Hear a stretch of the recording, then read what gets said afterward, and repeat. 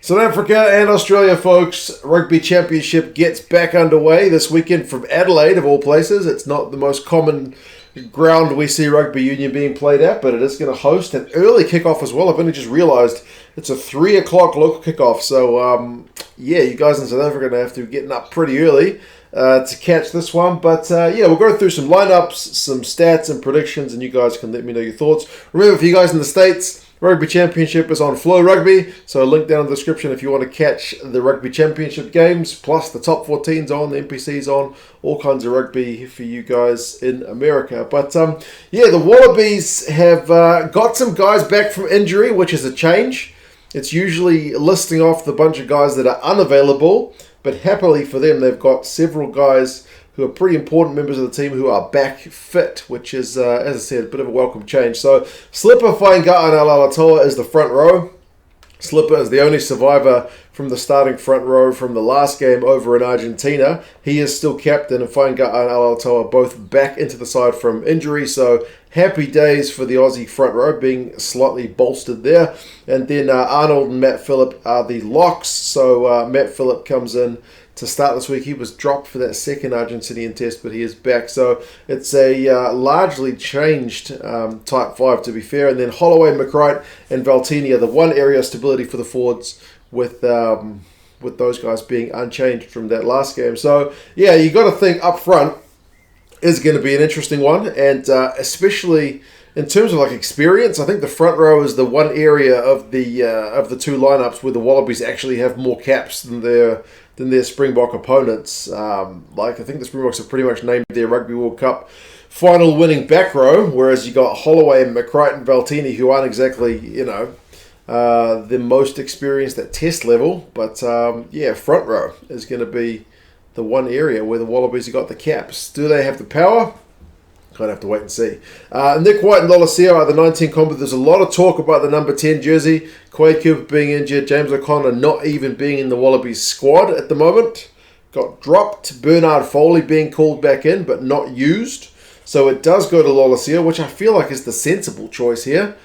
He gets another crack at test level with Dave showing a bit of faith in him. So that's good news. 22 years old, man.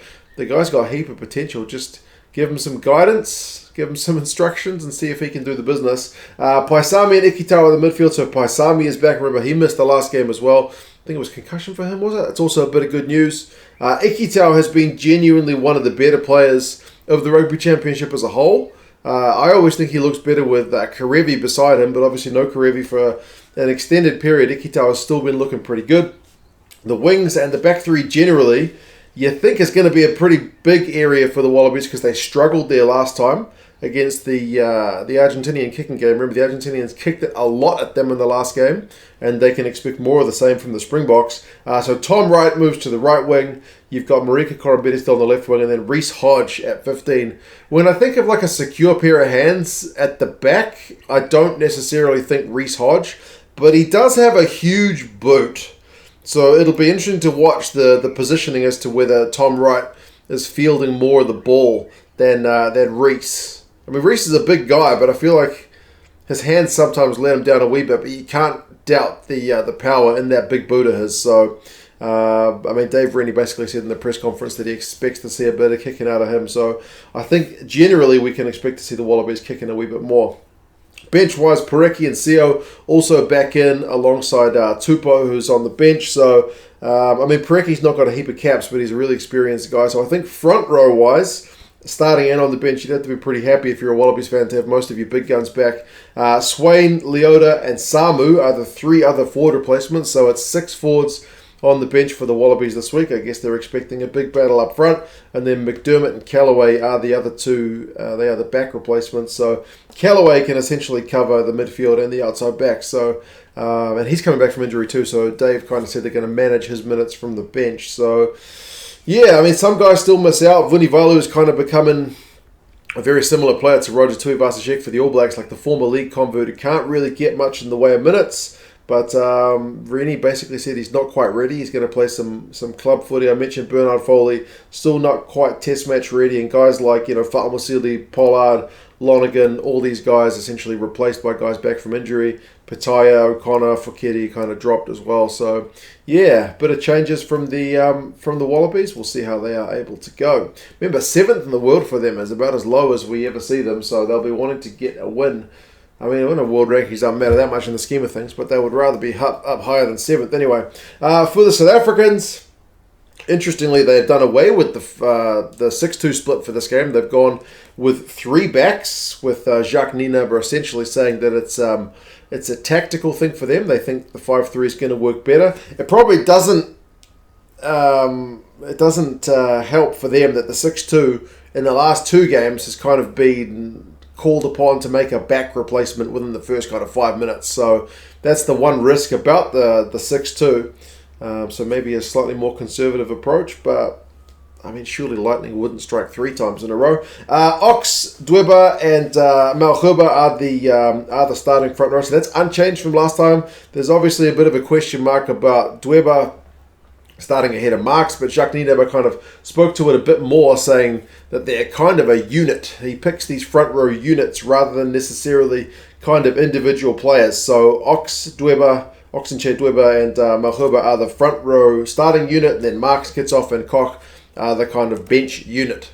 So you don't really just change one without the other is the kind of logic there. And I think someone said that Joseph Dweba and Oxenchair have played a ton of games together for clubs, so it kind of makes sense to have those 2 guys together. Basically, as long as he gets the line out throwing right, that's the main thing. Around the park, the guy's a big unit, so we'll see. Etzebeth and Diaka, the same locks, and then Kolisi, Totoy, and Vermeulen, the same back row. So it's pretty much the same forward pack that ran out against the All Blacks. Vermeulen's another guy under a wee bit of pressure after not quite living up to the reputation that we know he's got, although he'd been without rugby for a wee while, so maybe it was to be expected that Dwayne had kind of a less than stellar performance in his last game.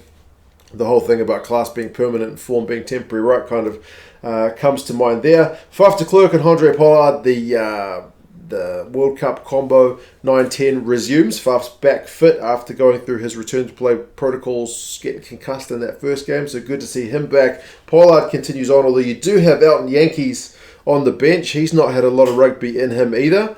I know there'll be a lot of stick with that guy, still getting a crack ahead of guys like Libok, and goodness me, there's loads of other guys who who can play 10. I mean, even Damien Willemse would be worth a shout for a crack at 10 if Pollard goes off. But for now, Elton's the guy, and I guess you got to back him, man. Like he needs a bit of support. So yeah, get behind your man. I mean, it's kind of like us in New Zealand with Ian Foster, right? We got to get behind him, even if he's not kind of everybody's favourite. Wish him all the best anyway. Damien Delander and Lucanio Arm, the 12-13 combo, that continues on. Lucanio Arm has been an absolute game breaker this competition, so how do you mark that guy? Whether he's on the wing or whether he's in the midfield, he's just been lightning. Warwick Allan comes in on the right wing, and Jacques Nienaber kind of mentioned it, that the right wing jersey seems to be a little bit cursed at the moment, with guys filling that position seemingly getting struck down. But Allan is back. He's usually more of a 15, but Willemse is still there at 15, and Mapimpi's still on the left wing. So Allan, they reckon he's been training on the right wing as well, so he knows the role. And he, with a fullback experience, you got to back him to do a job under the high ball as well if he's going to be competing there.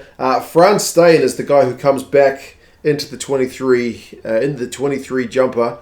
He's not had a lot of rugby either, so you got a lot of guys who haven't had that much rugby recently. Jaden Hendricks that continues on, Cocker Smith, Franco Mostert, and I mentioned the front row already, but so there's a potential little bit of rust with some of these guys, but I mean, it's kind of hard to doubt the talents of Frans Steyn. I mentioned the class thing, so yeah, we'll see how they go. Individuals-wise, man, I already highlighted Lucanio Arm. Like, he's got the most run meters of anybody in the competition. He's got 6 clean breaks, and the next best guy has 3. That's Len Ikitau and a couple of the All Blacks guys. So the fact that Arm has 6, which is double the next guy, just kind of speaks to how elusive and how much of a game breaker that guy has been. Like, that is phenomenal. Ikitau is no slouch, like I mentioned. Like, he's the top The top between these two teams, like I think a couple of Kiwis are the top guys, like Rico Ioane maybe, but Ikitau is like the top guy from these two teams for like defenders beaten. Valetini's the top forward for defenders beaten, so they do have some game breakers. Kolisi is South Africa's top tackler. It's McReight who's the Aussie top tackler, so a good battle of the open sides as well. Lots to like about these two sides. Team-wise, the Aussies have been kicking the least of the four teams. And Dave Rennie kind of highlighted in his conference that he's kind of looking to rectify that a wee bit against the Boks with the likes of Hodge with that big boot of his. And it's also interesting because, the Boks kick the most. That doesn't really surprise anyone. But these two sides are the sides that like to kick off 9. Like we know Nick White's got a big boot on him. And the South African 9, whoever it is, always does most of the kicking. Whereas Argentina and New Zealand like to kick off 10. So it's going to be interesting both games to see the two sides that kind of play that kind of more similar kicking game anyway, going up against each other. Mauls-wise, the Aussies love a maul, close range, and they scored 3 tries against the Argentinians in that first game, but were shut down in the second. Remember, with a few kind of front rowers on debut in that game with their injury toll.